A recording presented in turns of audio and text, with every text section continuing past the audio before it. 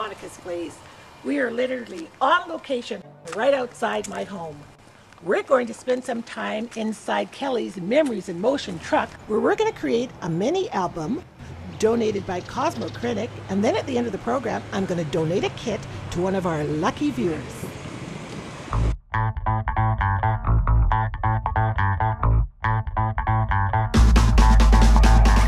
Looks like the Memories in Motion scrapbooking truck is here, so let's see if Kelly's ready to get scrapping.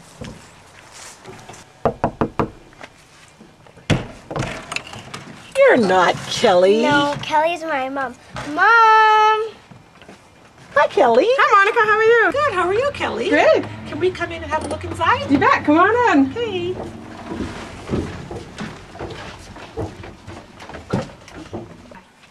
Kelly, this store on wheels is so awesome. Tell me how it all got started. This is just amazing, all the stuff you have in here. Well, the reason I started it is because I have my daughter, who's 8, and then I have a set of twin boys who are 4. And I wanted to be able to still stay home with the twins. And I didn't want to have a real brick and mortar store because I didn't want to be tied to the high overhead cost and also the high labor. So what I wanted to do is create something that I could be flexible. So I could have flexible hours, and then wouldn't have to spend a ton of money on inventory.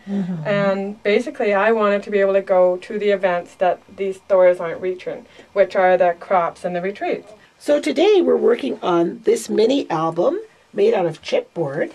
This particular book was fastened with twill donated from Savvy and Sassy, but for today's project, we're going to use the Bind It All. We're going to get started with the assembly of our mini book. What we have in the kit are some chipboard shapes and pieces, some chipboard 5x7 naked pieces just to construct the book with. We have 2 sheets of die cuts, and the beauty of these is they cover the chipboard pieces that I showed you a moment ago. There are 4 different coordinating sheets, double-sided, of Cosmo Cricket printed paper.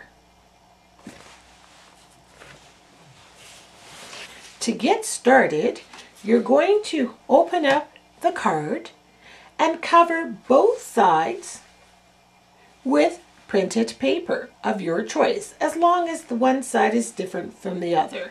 And for this, I use Mod Podge. You will notice there are holes pre-punched in the chipboard, so I suggest you first cover one side only, take your hole punch and punch holes in so that you can see where the holes will be, and then cover with coordinating paper and punch the holes again. But for this construction, we're going to use the Bind It All machine to put together our board.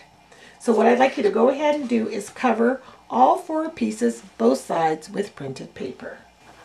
I'm just going to finish up covering this very last side of the chipboard, and I'm using Mod Podge as my adhesive. So this is our last piece. So now all 4 pieces of chipboard should be really well covered, and then you're just going to trim up the edges here with some sandpaper. I have a sandpaper block here, and if you'll notice, the edges are kind of rough. So all you're going to do is just take the sandpaper, like we've done in other episodes, work it all the way around the edges to get that kind of white edge there. For this project, we're not going to ink it at all. We're just going to use the rough sandpaper edge. So go ahead and do that around all 4 sheets. As I mentioned before, you received a package of chipboard shapes and a coordinating sheets of paper die cuts. These die cuts fit exactly. What you're going to go ahead and do is choose the ones that you want to use for your pages and add them on, and then sand them in the same manner that you did the pages. I'm going to give you a little idea. I used a little bit of a scrap paper that was left over and created a photo mat because I'm not sure exactly what I'm going to use my book for. Maybe a Christmas album. I kind of like these colors.